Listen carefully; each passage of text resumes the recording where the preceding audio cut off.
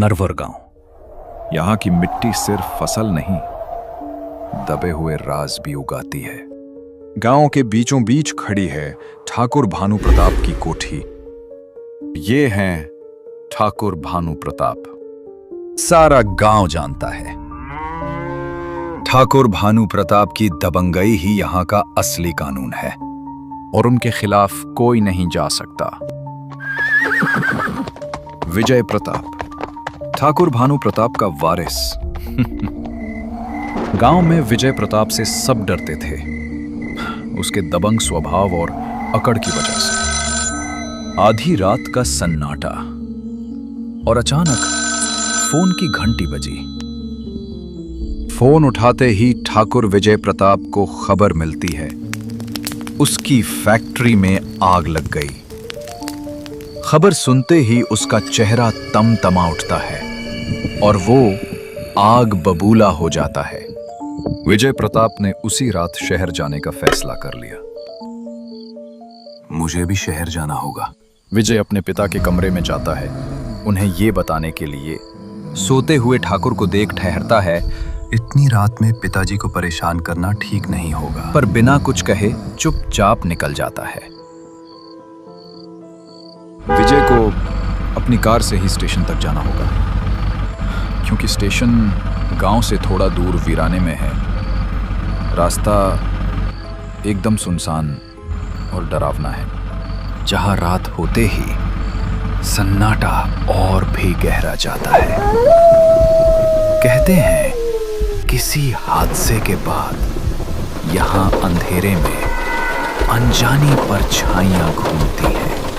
विजय platform पर train का इंतजार कर रहा होता है। ट्रेन पूरी तरह खाली थी और अंदर से अजीब सी आवाजें गूंज रही थीं। विजय धीरे धीरे कदम बढ़ाता है और पास जाकर देखने की कोशिश करता है कि आखिर ये है कौन। कौन है वहां? बाहर आओ। तभी डिब्बे के अंदर से कोई विजय को पुकारता है। विजय, तुम चाहे कोई भी हो, मुझे डरा नहीं सकते। अंधेरे से कुछ चमकता है और फिर विजय की आंखें फटी रह जाती हैं। अंधेरे से वो खौफनाक साया बाहर आ जाता है। नहीं, ये सच्चाई नहीं हो सकती। वो खौफनाक साया विजय प्रताप की गर्दन को जकड़ लेता है। विजय की आवाज बाहर नहीं निकल पाती और कुछ ही देर में उसकी सांसें रुक जाती हैं।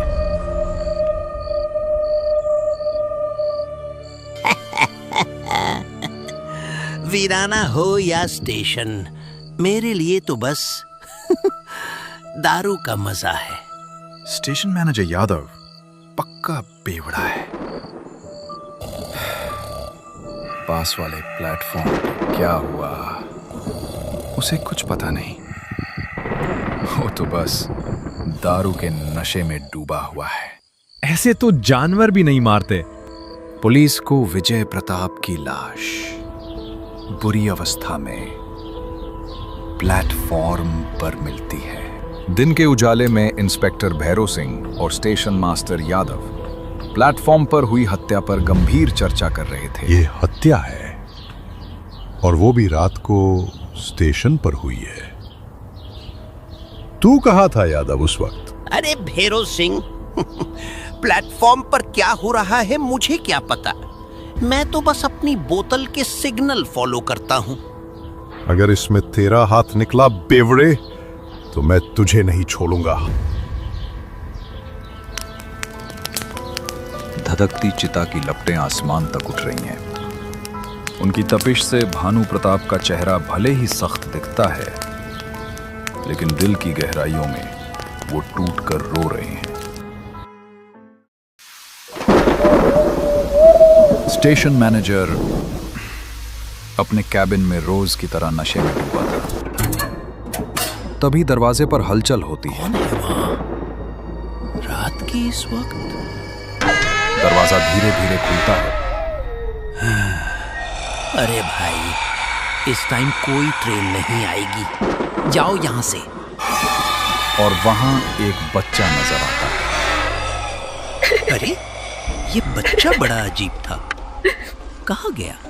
प्लेटफॉर्म पर आते ही स्टेशन मैनेजर को अजीब सी परछाइयां दिखती हैं। वो समझ जाता है कि कुछ गड़बड़ है। वो वहां से अपने कैबिन की ओर भागने लगता है। कैबिन के बाहर भी वही परछाई खड़ी थी। वो जल्दी से दरवाजा बंद कर देता है। मुझे माफ कर दो, मैंने कुछ नहीं किया, मुझे जाने दो। वो बहुत ज्यादा डर गया था। वो बस अपनी जान की भीख मांग रहा था। तभी उसे अपने ऊपर से कुछ अजीब सी आवाजें सुनाई देती है और फिर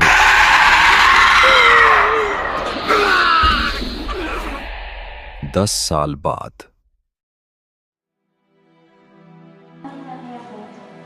भानु प्रताप के बड़े भाई का बेटा सूरज, जो विदेश में अपनी पढ़ाई पूरी करके अब अपने गांव लौट रहा है। नया जोश, नई सोच और आंखों में सपनों का समंदर लिए सूरज की वापसी इस कहानी का नया अध्याय लिखने लगी है। सूरज एयरपोर्ट से सीधे नरवर जाने वाली बस में चढ़ गया। बस खचाखच भरी हुई थी। काफी सालों बाद भानु प्रताप और सूरज की मुलाकात हुई और दोनों पुराने दिनों को याद करने लगे। चाचा जी, विजय भैया के बारे में सुनकर बहुत दुख हुआ। आखिर हुआ क्या था उन्हें? उस दिन फैक्ट्री में आग लगी थी। लोग कहते हैं कि ये कोई साधारण हादसा नहीं, बल्कि किसी की साजिश थी। आखिर क्या वजह थी कि भानु प्रताप ने विजय की मौत की सच्चाई सूरज से छुपाई?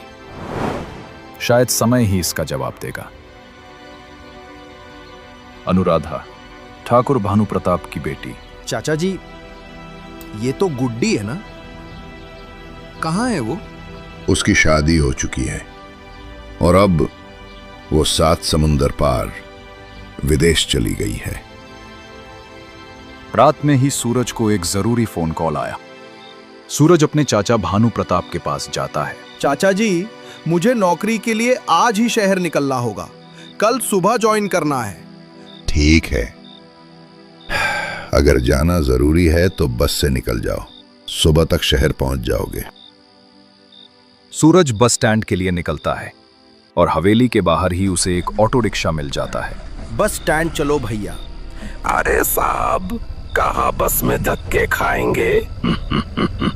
अभी एक ट्रेन आने वाली है, उसी से निकल जाइए। सुबह खुलते ही आप शहर में होंगे। सूरज को ऑटो वाला बड़ा ही अजीब लगा, मगर जल्दी में होने के कारण उसने उसकी बात मान ली। स्टेशन पहुंचने के बाद सूरज आगे बढ़ता है। वहां इतना सन्नाटा था कि उसके कदमों की आहट साफ सुनाई दे रही थी। अरे स्टेशन मास्टर साहब, ये अगली ट्रेन कब जाएगी? जब आप चाहें सर। बड़ा अजीब है। सूरज फिर प्लेटफॉर्म की ओर बढ़ गया। स्टेशन पर कोई नहीं था। चारों तरफ पूरा सन्नाटा पसरा था। बस एक भिखारी औरत कोने में बैठी थी। सूरज धीरे धीरे अपने डब्बे की ओर बढ़ जाता है। वो भिखारी औरत कुछ अजीब थी।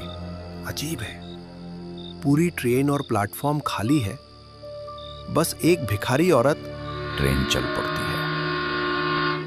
सूरज के दिमाग में हजारों सवाल उमड़ रहे थे और तभी अचानक ट्रेन रुकने लगती है। सूरज प्लेटफॉर्म पर एक बाप बेटे को देखता है। कोई तो दिखा। शायद छोटी जगह है, इसलिए कम ही लोग सफर करते होंगे। रात का सन्नाटा और ट्रेन की गड़गड़ाहट के बीच वो दोनों लगातार सूरज को घूरे जा रहे थे। सूरज समझ नहीं पा रहा था कि ऐसा क्यों हो रहा है। माहौल और भी अजीब और भारी लगने लगा। बड़े अजीब हैं दोनों। काफी थक गया हूं, सो लेता हूं। सूरज सो तो गया, मगर जाने क्यों बेचैन था। ट्रेन अचानक रुकती है। झटके से सूरज की नींद खुल जाती है। वो खिड़की से बाहर देखता है तो पाता है वो दोनों बाप बेटे ट्रेन से उतरकर किसी वीराने की ओर जा रहे थे। ये देखकर सूरज को बड़ा अजीब लगा। वो इतना थका हुआ था कि सब कुछ सोचने के बावजूद फिर से सो गया। ट्रेन दोबारा एक स्टेशन पर रुकती है। सूरज की नींद खुलती है और वो खिड़की से बाहर झांकता है। हैरानी से उसकी सांसें थम जाती हैं। वो तो वही स्टेशन था जहां से उसने सफर शुरू किया था। क्या ये कोई सपना है? फिर से वही स्टेशन? एक बार फिर ट्रेन चल पड़ती है ये हो क्या रहा है? और खिड़की से झांकते हुए सूरज को वही भिखारी औरत नजर आती है। ट्रेन एक बार फिर रुकने के लिए अपनी रफ्तार धीमी करने लगती है। सूरज उन्हीं बाप बेटे को फिर से देखता है, जैसे ट्रेन किसी रहस्यमयी चक्र में फंसी हो। शायद थकावट है, कुछ भी दिख रहा है। थोड़ा सो लेता हूं। सूरज फिर से नींद के आगोश में चला जाता है। थोड़ी हलचल से सूरज की नींद खुल जाती है। सामने का दृश्य देखकर वो चौंक उठता है। वही भयावह साए उसके सामने खड़े थे। फिर जो होता है